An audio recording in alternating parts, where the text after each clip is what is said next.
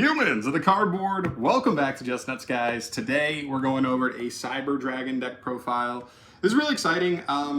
Listen, Cyber Dragon got its new cards from a couple sets ago, actually. And these cards help. These cards really do help. They don't take them over the roof, but they help. And I'm not going to complain about it because any support is good support for Cyber Dragon. It's one of the few anime-based decks, like really popular anime-based decks, that I'm actually quite a big fan of. I wish they would do more. I hope they do more in the near-ish future, but obviously that's still up in the air at this point. So shout out to the gentleman, by the way, who topped the regional. I think he made top 8. And listen, check his profile out. He's the one who actually had success with it. This is just me seeing some inspiration from his list, seeing some other lists out and about, looking at the new cards, and changing some things for my personal preference, and maybe giving you guys something of a template to kind of get started with if you want to mess around with the deck in a competitive sense. I think it's so fringe competitive. This is the kind of deck where, like, yes, obviously we've seen very recently you can top a regional with this deck. You can definitely win a locals with this deck, but I think anything above that is probably lofty expectations until we get more solid support. But Cyber Dragon is just one of those decks that has a million really good cards. They just have never really sat down and hard focused on one direction with the deck. And so they have a bunch of good cards, but a lot of them go out in different areas and support different parts of the deck that don't always synergize. So they haven't always add up, they haven't always stacked on top of each other, because some of the things have been directed towards different areas. So but here we go. This deck's still really fun. I'm still excited to mess around with it, and Cyber Dragon just has some really cool aspects to it. So let's get started here. We start, of course, with our Cyber Dragon lineup. 3 copies of Cyber Dragon Core. This is always has been, basically, since it got printed, and still is the best Cyber Dragon monster. So good. It is your Stratos, and then it even has a cool follow-up effect potentially for later turns. That card's amazing. That card's a part of so many combos. All right, Cyber Dragon Hurts, 1 Cyber Dragon Nasher, and 1 regular Cyber Dragon for the other Cyber Dragon monsters. That includes Jormungandr. I'm not playing it. I know the gentleman who topped the regional was playing it. I just looked at what it did to kind of make his end board better, and I just really didn't feel like, for me, it was going to be worth it to play not only that card, which is a brick going first, but also the required polymerization / fusion substitute you would have to play to make it even worth it going first. So for me, I decided to leave it out. I'm not showing a side here today, but I would say, like, I would also consider maybe siding one copy of that card, just because it's so searchable in Engine and it is pretty powerful going second.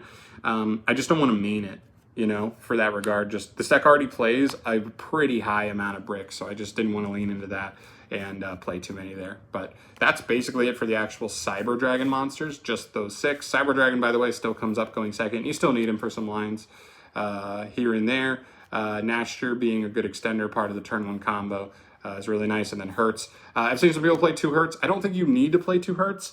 Through your combo, you're using this to, like, search turn 1, and then you're also equipping it with Regulus. So, like, you should theoretically have another search, or at least add back through this a second time, even just with the 1 copy. I just didn't feel like the second one was enough, especially when it's not a combo on its own. It's actually, like, quite bricky in that regard. So I moved it down to 1. From there, I played 2 copies of Claw. This is another weird one. You could argue that, like, what are you doing, John? Just max out on your starters. I hear you. I really do, and I'm thinking about it. But this is the only slot I have cut down on any starters. And part of the reason for that is, like, turn 1 combo, if you're going through Core is getting you Realm. If you open Realm, you just have it, right?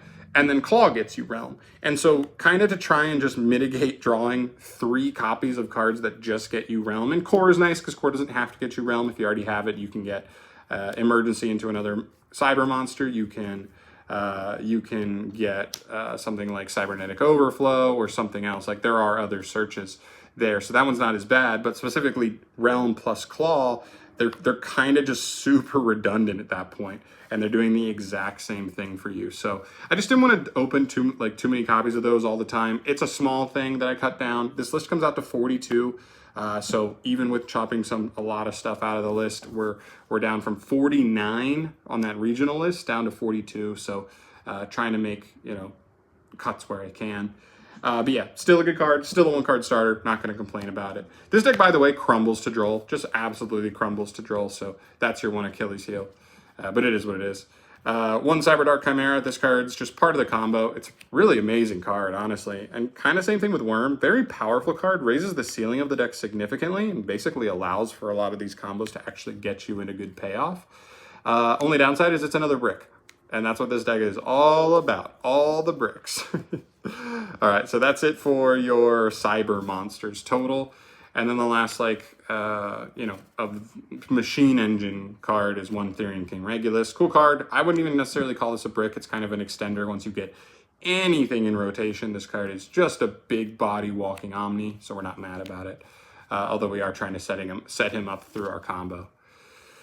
Next up, we move to the spells. 3 copies of Cyber Emergency. This should not be a shock to anyone. This card is a phenomenal Rhoda, because it's a Rhoda your opponent doesn't want to negate, because if they do, you can kind of punish them on it, which won't happen too much, especially because, Purge isn't as good right now, Ash isn't as good right now, and most people are playing Droll, so, but I could see in other formats where, if someone's not paying attention because they just don't know what Cyber Dragon cards do, you're totally punishing them with that card.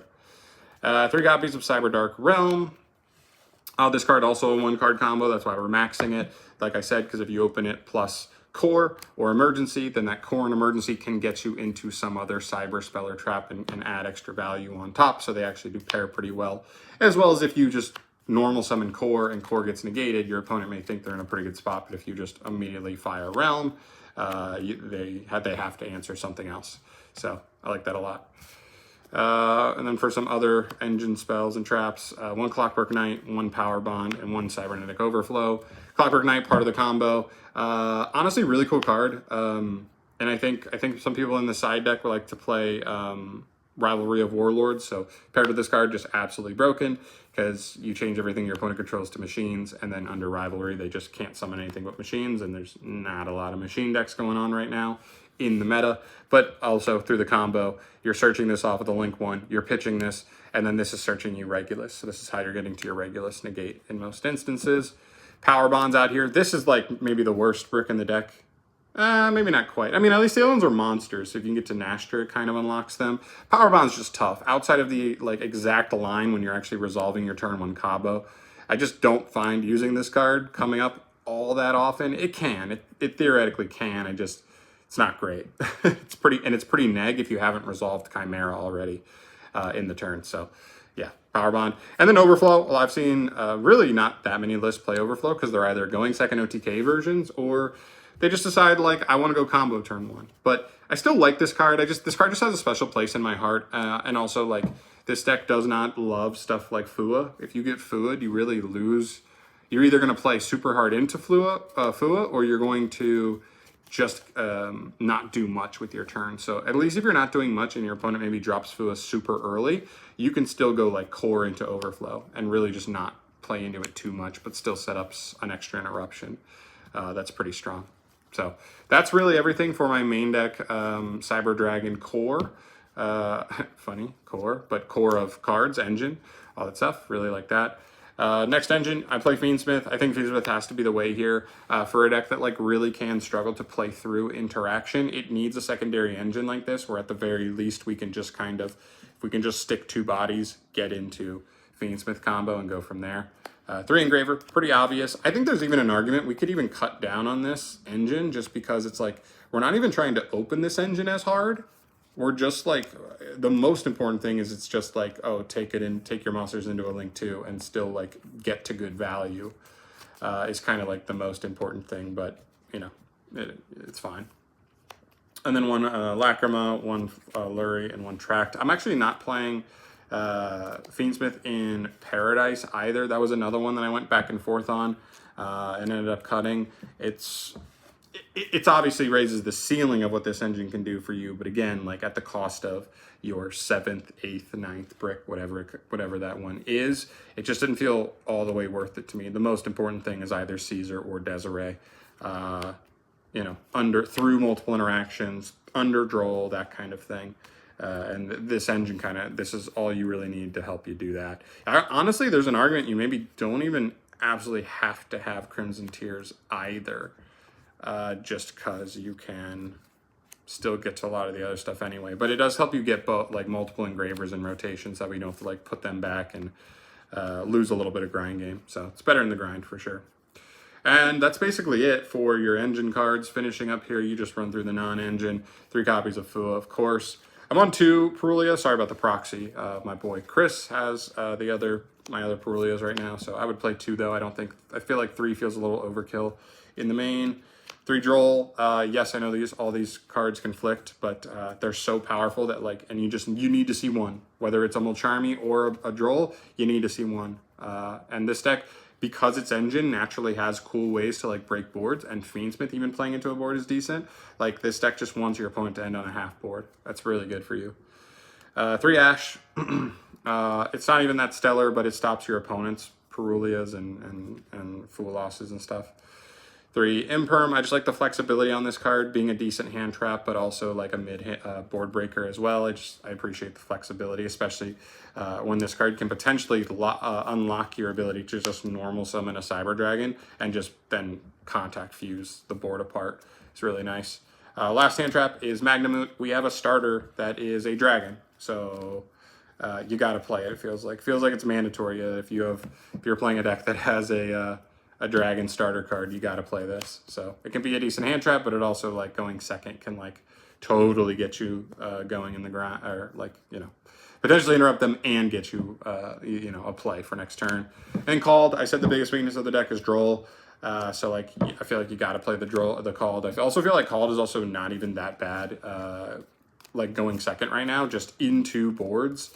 It's not like breaking a board by itself, but assuming you've maybe pushed them on a half board and also paired it with, you know, Cyber Dragons, like that can be the difference. So, like I said, 42 in the main, cutting a couple of those bricks out, cutting a little bit of stuff that I don't want to cut as well, but I feel like this list feels much more acceptable to me, just and how I like to play, and just not trying to overdo it with a lot of those bricky cards. Which takes us to the extra deck for links. I love this extra deck because it's it's a rainbow extra deck, which I love.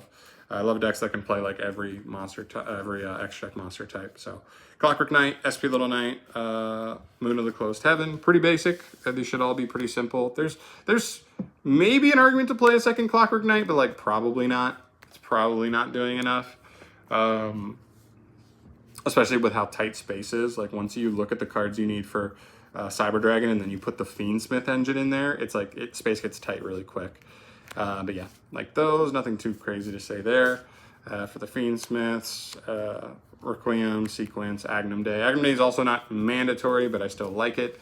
It is the 15th card in the extra though. 1 copy of Rampage, 1 copy of Fortress, 1 copy of Mega Fleet. These are all awesome. These cards are so cool. If you do not know how Cyber Dragons can like inherently break boards, these are the cards that do it.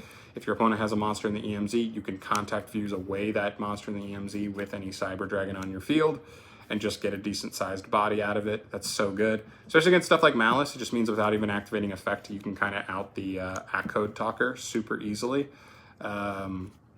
And then just start actually going after your opponent's board. You're also not playing a deck that's like so crazy relying on the graveyard. So like it's not like you're like auto losing to White Binder when it resolves, but yeah, it's cool. Fortress can do the same kind of contact fusing, except any machine monsters on the field. That's why this pairs so well with Clockwork Knight, the spell card, because then once that's up, you can literally contact fuse the whole board away. And then Rampage is just crazy. There's even an argument to play 2 Rampage in case you go through one on turn 1 and need a second one to OTK. But this card's crazy. Like once per turn, you can send 2 Cyber Dragon monsters from deck to grave to then like gain additional attacks. But normally you're like just sending Hertz plus another one, and then Hertz is adding that one back, which is pretty good. But yeah, this card's good, and then it's a level 5, so now that we can make this a lot more cleaner throughout the combos, this is the second 5 we're getting to in a lot of scenarios to make, to go ahead and make a at Infinity, which is cool. The other 2 fusions, 1 Necroquip and 1 Desiree, pretty basic. This is just classic Fiendsmith stuff. There for Exceeds, 1 Infinity, or sorry, 1 Nova, 1 Infinity, and 1 Caesar. Nova's so cool. Like I'm used to playing Crystron, and so this is just a really good Omni with the potential to steal monsters. But in this deck, it's like also just a free reborn. But in a lot of cases, in your turn 1 combo at least, you're trying to like get Nashter Engrave and not use it yet. So that way when you reborn Nashter, then Nashter reborns another body. So this card's like infinity plus 2 more bodies, which like at that point in the combo, you haven't gone into Fiendsmith yet. So it's like just making this with Nashter Engrave, it basically means that you're going to do infinity plus Fiendsmith combo, which is awesome. Caesar, just, you know, Caesar's incredible. Still, I'm a little bit surprised this card has not been banned, but, you know, it is what it is.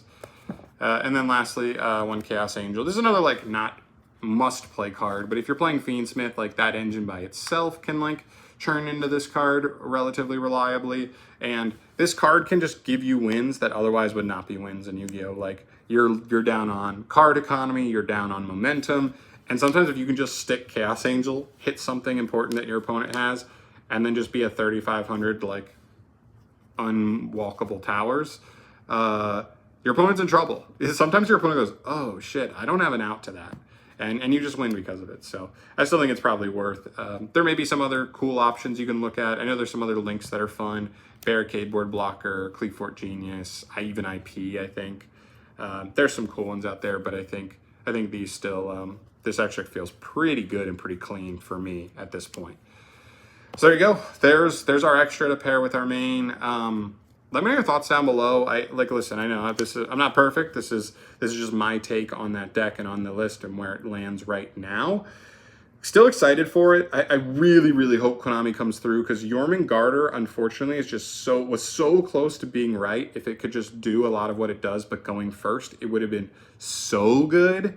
And it's so mid because it doesn't. So we just kind of got to keep an eye on that. But yeah, that's everything I have for today. Let me know your thoughts down below on the list. Let me know your thoughts on the deck overall. What would you change? What would you do differently with ratios or tech cards or whatever? I'd love to hear your guys' thoughts down below on that stuff. But I am out of here today. Subscribe to the channel for more stuff from me down the line, and more stuff coming soon. Sorry it's been a little dry lately, but we have more stuff coming, so don't fret too much. I'm out of here. Peace.